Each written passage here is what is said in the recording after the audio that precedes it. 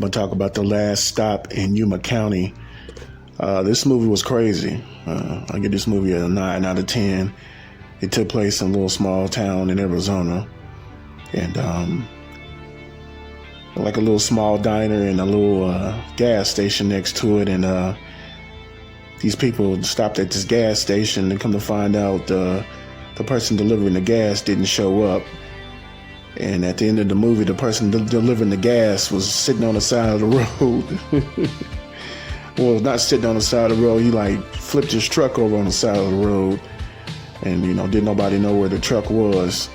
That was at the end of the movie. But all these people came to get some gas, and Faison Love character, big old dude, Faison Love. Had me rolling. He was in this movie. I'm like, okay, who put this dude in this movie? Big old self. He was telling people that the truck ain't come yet, so they can go to the diner. And this little waitress had a husband that was a sheriff, and all these different people started coming in there. It was these 2 bank robbers, and then one dude was selling was a knife salesman. Then there was a older couple. Then there was another young couple that came later on in the movie. Then there was an Indian dude that came in to the diner, and all of them had guns, and all of them started shooting each other at the end of the movie. So the one guy that was a knife salesman, he was hiding under the table, so he didn't get shot. And there was a girl that was with a guy, and he found out that the 2 guys had robbed the bank, and he wanted to get in with them, try to get the money.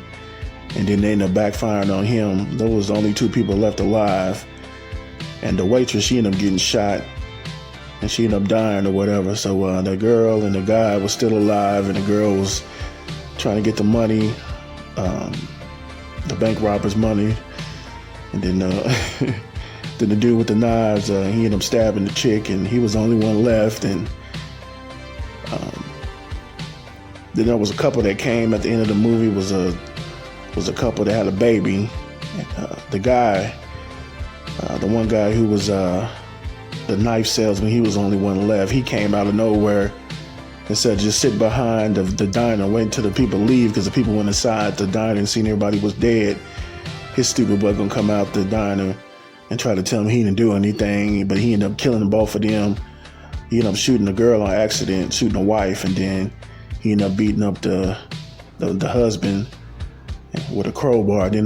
Somehow he ended up shooting the car, and the gas was running out. He ran out of gas at the end of the movie, but before he left, he seen they had a little baby in the back seat of that car, so he just went ahead and left.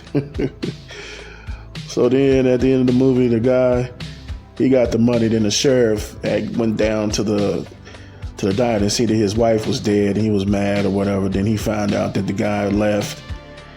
He was there at the beginning of the movie. He was sitting outside the front of the diner before it even opened, so he remembered him. They found him at the end of the street, down the highway.